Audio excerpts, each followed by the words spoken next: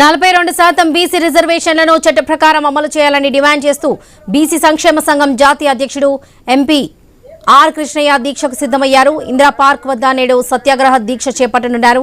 అన్ని రాజకీయ పార్టీలు బీసీ సంఘాలు పెద్ద ఎత్తున పాల్గొని మద్దతు ఇవ్వాలని ఆర్ కృష్ణయ్య పిలుపునిచ్చారు.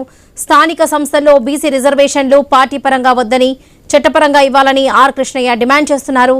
ఈ విషయానికి సంబంధించి పూర్తి అప్డేట్స్ మా ప్రతినిధి సుప్రియ అందిస్తారు. సుప్రియ,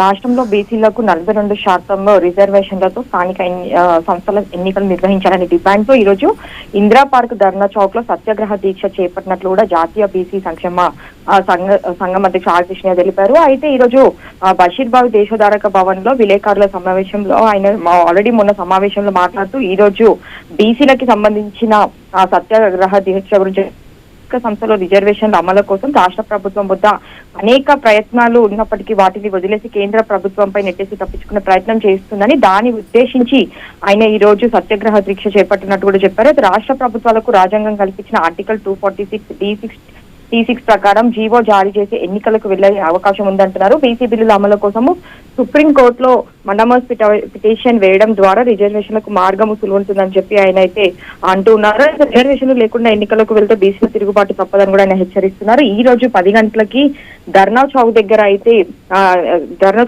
ఈ రోజు దీక్ష మొదలవ్వబోతుంది. అయితే ఈ రోజు అయితే చూస్తే అయితే మనకు అక్కడ ధర్నా చౌక్ దగ్గర మాత్రము పెద్ద ఎత్తున ఈ రోజు జరగబోతుందని చెప్పాలి. అయితే 40% బీసీ రిజర్వేషన్ చట్ట ప్రకారం అమలు చేయాలని డిమాండ్ చేస్తున్నారు బీసీ సంక్షేమ అధ్యక్షుడు.